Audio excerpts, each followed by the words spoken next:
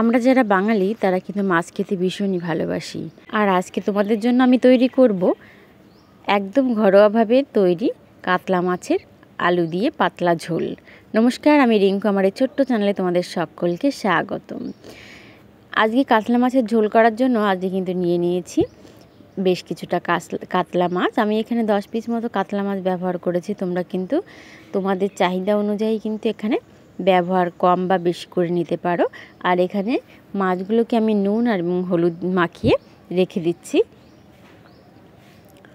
এখানে কিন্তু তোমরা চাইলে লেবু রসও মাখিয়ে রাখতে পারো, তবে এখানে আমি আর কোনো কিছুই ব্যবহার করছি না, শুধুমাত্র নুন এবং হলুদ মেখে আমি কিন্তু এটাকে রেখে দেব।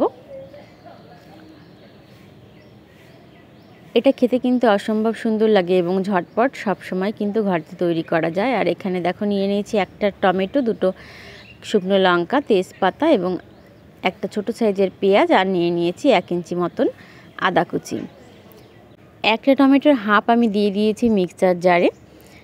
আর এখানে দিয়ে দিচ্ছি 1 ইঞ্চি মতো আদা কুচি এবং এখানে দিয়ে দিচ্ছি 1 চামচ মতো লাল লঙ্কার গুঁড়ো। তোমরা চাইলে কিন্তু এখানে কাশ্মীরি লঙ্কার গুঁড়োটা ব্যবহার করতে পারো। আর এখানে দিয়ে দিয়েছি 2টো কাঁচা লঙ্কা, আর দিয়ে দিচ্ছি জল। এখানে খুব ভালো মিহি করে আমরা এবারে পেস্ট করে নেব। দেখো আমার মিক্সচারে কিন্তু পেস্টটা করা হয়ে গিয়েছে। এবার কড়াইতে দিয়ে দিচ্ছি কিন্তু তেল। আমি এখানে সর্ষের তেল ব্যবহার করছি। তোমরা যারা সর্ষের তেলটা পছন্দ করো না তারা কিন্তু সাদা তেলটাও এখানে ব্যবহার করতে পারো। তেলটা কিন্তু বেশ গরম হয়ে গিয়েছে। এবার কিন্তু দিয়ে দিচ্ছি কিন্তু নুন হলুদ মেখে রাখা মাছ।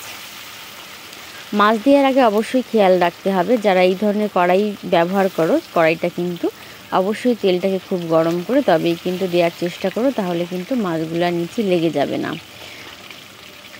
এবার কিন্তু মাছগুলো দেখো মোটামুটি আমার ছাড়া হয়ে গিয়েছে। বেশ কিছুক্ষণ ধরে এটা মাছগুলোকে কিন্তু বেশ কড়া করেই আমরা ভেজে নেব। এক সাইডটা ভাজা হয়ে গিয়েছে। এবার কিন্তু আমরা মাছগুলোকে উল্টে দেব। তোমরা কিন্তু দেখতেই পাচ্ছ কড়াই নিচে কিন্তু কোথাও মাছটা লেগে যায়নি। এইভাবে এক পাশটা লাল হয়ে গেলে আবার কিন্তু এইভাবে আমরা উল্টে দিচ্ছি। তোমরা যারা আমার এই ভিডিওটি ফেসবুক থেকে দেখছো, আমার ভিডিওটি ভালো লাগলে লাইক কমেন্ট শেয়ার করে দিও, এবং যারা ইউটিউব থেকে দেখছো তারা আমার চ্যানেলটি একটু সাবস্ক্রাইব করে পাশে থেকো, এবং যারা আমার এই পথ চলে আমার পাশে থাকো তাদেরকেও অনেক অনেক ধন্যবাদ। দেখো মাছগুলো কিন্তু এবার ভাজা হয়ে গিয়েছে। এবার কিন্তু মাছগুলোকে আমরা তুলে নেব। এইভাবে কিন্তু বেশ লাল লাল করেই ভেজে নেব, তাহলে কিন্তু মাছগুলো আর পরবর্তী ক্ষেত্রে ভেঙে যাবে না। এবং তোমরা যদি অন্য কোনো রেসিপিও দেখতে চাও সেটাও কিন্তু কমেন্টে জানাতে পারো। এখানে দেখো মাছগুলো সব তুলে নিচ্ছি, এবং বাদবাকি মাছ যেগুলো ছিল সেগুলোও কিন্তু আমি এইভাবে ভেজে নেব। পরবর্তী মাছগুলো সমস্তগুলো কিন্তু দিয়ে আমরা ভেজে তারপর আবার ফিরে আসব। সমস্ত মাছগুলো কিন্তু ভাজা হয়ে গিয়েছে। এবার কিন্তু কড়াইতে দিয়ে দিচ্ছি কেটে রাখা আলু। তোমরা চাইলে কিন্তু এখানে আলুটাকে বাদও দিতে পারো। শুধু মাছ দিয়েও কিন্তু এই রেসিপিটা ভীষণই ভালো লাগে। এবার দিয়ে দিচ্ছি কিন্তু পরিমাণ মতো হলুদ, এবং এখানে সামান্য পরিমাণে আমি নুন ব্যবহার করছি। এবার কিন্তু আলুগুলোকে সুন্দর করে ভেজে নেব, একদম লাল লাল করে আলুগুলোকেও ভেজে তুলে নেব।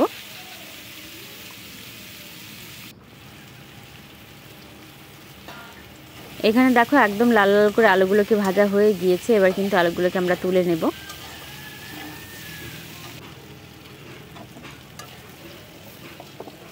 তোমরা বাড়িতে অবশ্যই একবার ট্রাই করো এবং কমেন্টে জানিও কেমন লাগলো, এবং কে কে এইভাবে মাছের ঝোল করে থাকো সেটাও কিন্তু কমেন্টে জানাতে পারো।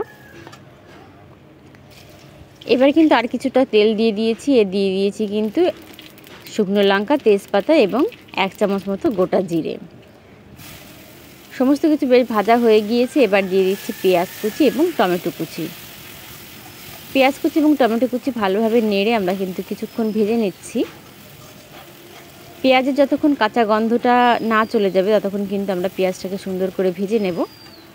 তোমরা চাইলে কিন্তু এখানে পেঁয়াজটাকে কিন্তু মিক্সারে একবারে পেস্টও করে দিতে পারো, সেক্ষেত্রেও কিন্তু বেশ ভালো লাগে। পেঁয়াজটা ভাজা হয়ে গিয়েছে। এবার কিন্তু দিয়ে দিচ্ছি আমরা টমেটো, কাঁচা লঙ্কা এবং আদার যে পেস্ট আমরা করে রেখেছিলাম সেটি। এবার সমস্ত মশলাগুলোকে কিন্তু সুন্দরভাবে কষিয়ে নেব। এবার দিয়ে দিচ্ছি কিন্তু এখানে পরিমাণ মতো হলুদ, এখানে 1 চামচ মতো হলুদ ব্যবহার করেছি আমি। আর এখানে দিয়ে দিচ্ছি 1/2 চামচ মতো নুন। এখানে যেহেতু আমি মাছ ভাজা এবং আলুতে আমি কিন্তু নুনটা ব্যবহার করেছি, সেক্ষেত্রে কিন্তু নুনটা এখানে কমই ব্যবহার করছি।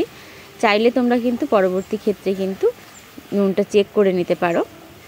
তো মশলাটা সুন্দরভাবে কষানো হয়ে গিয়েছে। এবার কিন্তু দিয়ে দেব ভেজে রাখা আলু এবং মশলাটাকে ভালো করে আবারও কষিয়ে নেব।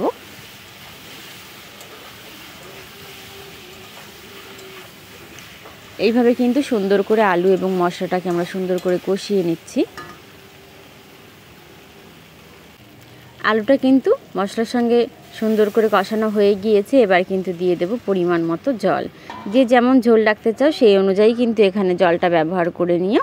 এখানে যেহেতু আমার মাছের পরিমাণটা বেশ বেশি, সেই কারণে কিন্তু আমি এখানে জলের পরিমাণটা একটু বেশি ব্যবহার করেছি। এবার কিন্তু দেখো জলটা আমার ফুটে এসেছে এবং এখানে একটু চেক করে নেব আমার আলুটা কি গলেছে কিনা। আলুটা যদি গলে যায় সেই অবস্থায় কিন্তু আমরা মাছগুলোকে এবার দিয়ে দেব। মাছগুলোকে আগে দিয়ে দিলে মাছগুলো ভেঙে যাওয়ার চান্স থাকতে পারে, সেই কারণে কিন্তু আলুটা যতক্ষণ না গলছে ততক্ষণ কিন্তু আমরা মাছটা ব্যবহার করব না। আলুটা গলে গিয়েছে, তো এবার কিন্তু আমরা মাছগুলোকে ছেড়ে দিচ্ছি। এটা কিন্তু বেশ ঝটপট তৈরি হয়ে যায় এবং খুব বেশি মশলারও প্রয়োজন হয় না। তো তোমরা অবশ্যই বাড়িতে একবার ট্রাই করো এবং কমেন্টে জানিও কেমন লাগলো। এবার কিন্তু আলতো হাতে মাছগুলোকে আমরা উল্টে পাল্টে দেব। যেহেতু মাছগুলো কিন্তু খুব সুন্দর করে ভাজা ছিল, সেই কারণে কিন্তু খুব বেশি রান্না করার প্রয়োজন নেই। এখানে মোটামুটি আমি 5 মিনিট মতো রান্না করে নেব। এখানে দেখো আলুগুলো কিন্তু ভীষণই সুন্দরভাবে গলে গিয়েছে। এইভাবে কিন্তু বেশ কিছুক্ষণ রান্না করে নিয়েছি। এখন দেখো ঝোলটা কিন্তু অনেকটাই অংশে কমে এসেছে। এবার কিন্তু নামানোর আগে দিয়ে দেব গরম মশলা বাটা। আমি এখানে গরম মশলা বাটা ব্যবহার করেছি, তোমরা চাইলে কিন্তু এখানে গরম মশলার গুঁড়োও ব্যবহার করতে পারো। তো সমস্ত গরম মশলাটাকে দিয়ে আমি কিন্তু আবারও হালকা হাতে নেড়ে নিচ্ছি। এবার কিন্তু নামিয়ে নিলেই তৈরি হয়ে যাবে আমার একদম ঘরোয়াভাবে মাছের ঝোল।